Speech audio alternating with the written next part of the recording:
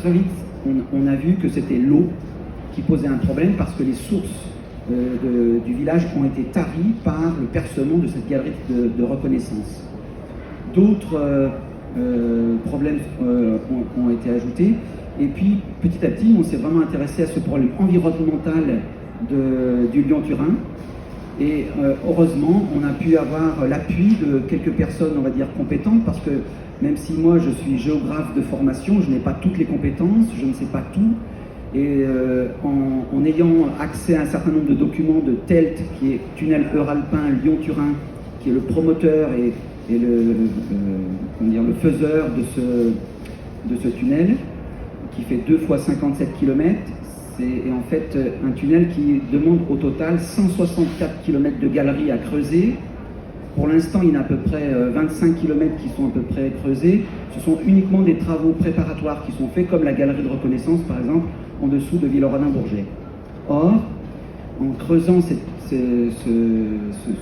164 km de galeries, eh bien, c'est comme si vous faites une intraveineuse dans la montagne. À ce moment-là, hop, quand vous faites un tunnel comme ça, l'eau sort de la montagne. La montagne, en fait, c'est un vrai aquifère, un vrai domaine d'eau, un château d'eau. C'est pour ça d'ailleurs qu'à Lyon, il peut y avoir de l'eau, parce que justement, c'est dans les Alpes que naissent cette eau en partie du Rhône. Et sous notre village, donc, cette galerie a fait une intraveineuse à la montagne, et là, tout d'un coup, les sources d'eau qui alimentaient le village se sont taries. Et du jour au lendemain, les fontaines du village, il n'y avait plus d'eau du tout. Donc beaucoup de gens se sont posés des questions et évidemment se sont battus contre désormais ce projet. Je passe très vite. Nous étions au début des années 2000, 2002, 2003. On passe maintenant aux années 2011, 2012. Et là, il y a un nouveau phénomène qui arrive, c'est que ce n'est pas seulement la commune de Villerodin-Bourget qui semble être la seule à être touchée par ce phénomène-là, mais il y a d'autres galeries de reconnaissance qui arrivent à leur point, et d'autres communes sont également touchées par des tarissements de sources ou des diminutions de débit de certaines sources. Là, je parle donc de phénomènes, on va dire, de surface. On ne sait pas encore exactement ce qui se passe en dessous, et c'est ça peut-être le pire.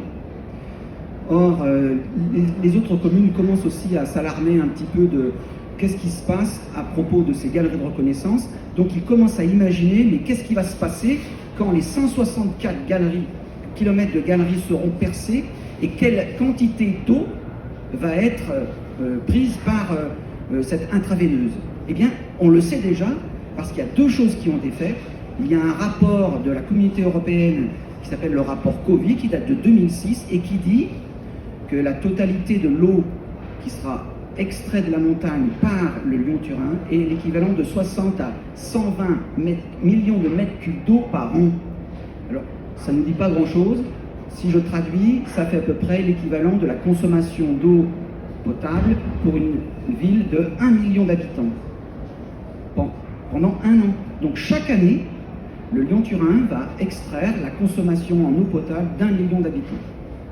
Donc évidemment, ça paraît colossal, et pourtant c'est bien la réalité. Pourquoi? Parce qu'en 2017, un nouveau rapport arrive, et là, ce rapport est de TELT, de Tunnel Euralpin Lyon-Turin, et là il dit c'est 85 millions de mètres cubes d'eau qui va être extrait de la montagne.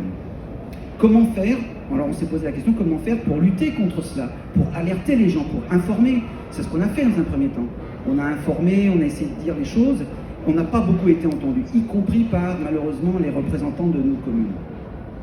Alors, on essaie de trouver des personnes, comme je le disais, plus compétentes que nous, et on a eu la chance de rencontrer une hydrogéologue qui tout de suite a été alertée quand on lui a donné l'information, qui a été alertée par ce problème majeur qu'est l'eau, parce que bien sûr, c'est pour les humains que nous sommes, c'est de l'eau potable, mais c'est pas que pour ça. Je crois qu'il faut aller un petit peu au-delà que notre petit nombril d'humains, parce que l'eau potable, en montagne en particulier, mais ça arrose des prairies, des forêts, des animaux. C'est tout un ensemble. C'est aussi un élément géologique important des sols. Donc si vous enlevez toute cette eau-là, c'est toute une partie de la vie de la montagne qui disparaît, mais c'est également des affaissements de terrain, des choses comme ça qui peuvent se passer.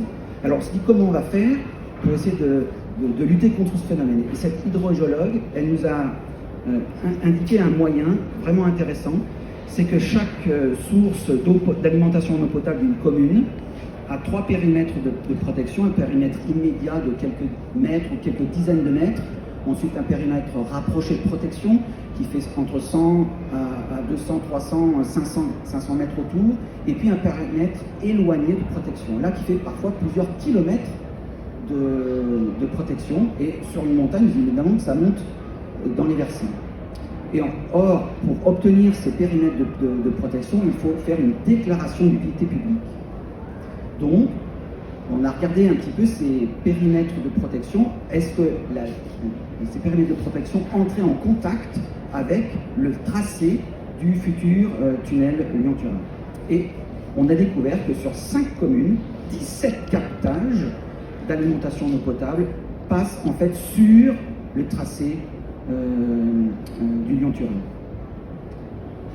On a donc saisi la Commission nationale de déontologie et d'alerte en matière de santé et d'environnement, et on a donc dressé un rapport très précis grâce à cette hydrogéologue et aussi grâce à nos relevés pour démontrer en fait qu'il y avait là une incohérence et quelque chose qui était inadmissible. Est-ce que la DUP de 2007 du Lyon-Turin n'entre pas en concurrence avec les DUP des sources d'alimentation en eau potable de ces 5 communes? Alors, on a envoyé cette lettre, elle a été reçue, la Commission nationale de déontologie a montré qu'il y avait bien une alerte à ce niveau-là, et on a reçu, il n'y a pas longtemps, en fait, il y a maintenant à peu près 2 mois, un allié involontaire, puisque la direction départementale de la Savoie a commandé auprès du BRGL, le Bureau de recherche géologique et minière, un rapport sur la pertinence des analyses faites par TELT. Parce qu'en fait, TELT fait des analyses d'alimentation de ces sources depuis 1991 à peu près, mais la méthode utilisée est un peu rustique. Parce que normalement, quand on mesure des sources selon un certain nombre de débits, il faut quand même aujourd'hui, on a des moyens, on va dire, scientifiques intéressants. Et bien que, comment font-ils eux? Ils prennent un seau de 15 litres et ils mesurent au chronomètre. C'est-à-dire, en fait, ils mettent le seau sous la source et ils mesurent en combien de temps le seau va se remplir. Et ensuite, ainsi, ils mesurent le débit, en fait, de l'eau qui est de telle ou telle source. Vous comprenez bien qu'il y a là un problème, on va dire, scientifique majeur. En plus de cela, quand la neige, il y a trop de neige, ils ne peuvent pas monter et vérifier la source.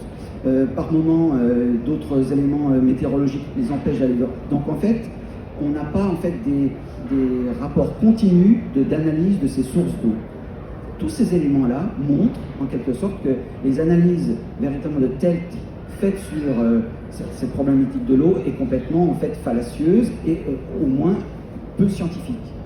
Donc nous demandons véritablement une réactivation de ces mesures de qualité d'eau et de quantité d'eau pour démontrer en quelque sorte que si on continue à vouloir creuser ce Lyon-Turin, eh c'est toute la vallée ou la haute vallée de la Maurienne qui sera en fait empêchée d'avoir de l'eau déjà potable, mais comme je le disais, empêchée d'avoir de l'eau pour les champs, les prairies, etc.